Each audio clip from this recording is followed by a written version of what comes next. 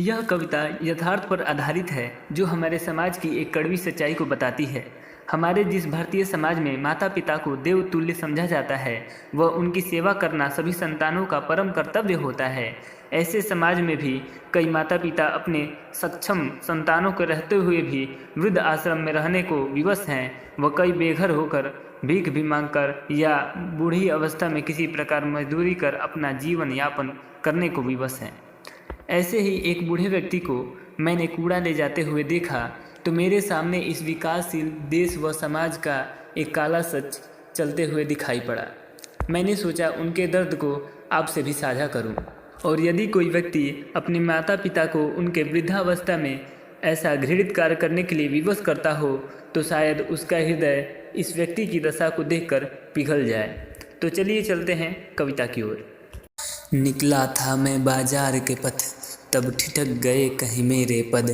एक जरा ग्रस्त काया देखा, इस युग की मैं माया देखा। अंबर सब तन पे मैले थे, खाली कमीज के थैले थे। नीचे धोती सा पहना था, कोई गुदड़ी सा चीर भाग। आँखों पे मोटा चश्मा था, जो दूर कर सके दृष्टि बाध। मुख पे झुर्रियों का मेला था, जरा का उस पे घेरा था। श्वेत बाल कुछ झांक रहे थे, उसकी छोटी पगड़ी से। नंगे पग चलता मंद मंद, वो पथरीली डगरी पे। हाथों में वो एक रस्सी थाम, जा रहा था मानो परम धाम। उसकी रस्सी थी बंधी हुई कचड़े के एक डब्बे से। उस कंकाल की आयु कहीं ना कम लगती थी 90 से।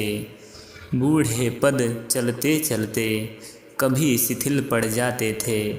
बूढ़े पद चलते चलते कभी शिथिल पड़ जाते थे। पर जाने किस ऊर्जा से फिर वो आगे को बढ़ पाते थे। पर जाने किस ऊर्जा से फिर वो आगे को बढ़ पाते थे। घसीटते हुए उस डब्बे को वो मंजिल को बढ़ता जाता। घसीटते हुए उस डब्बे को वो मंजिल को बढ़ता जाता। मंजिल के दूरी संग मानो उसका जीवन पल घटता जाता।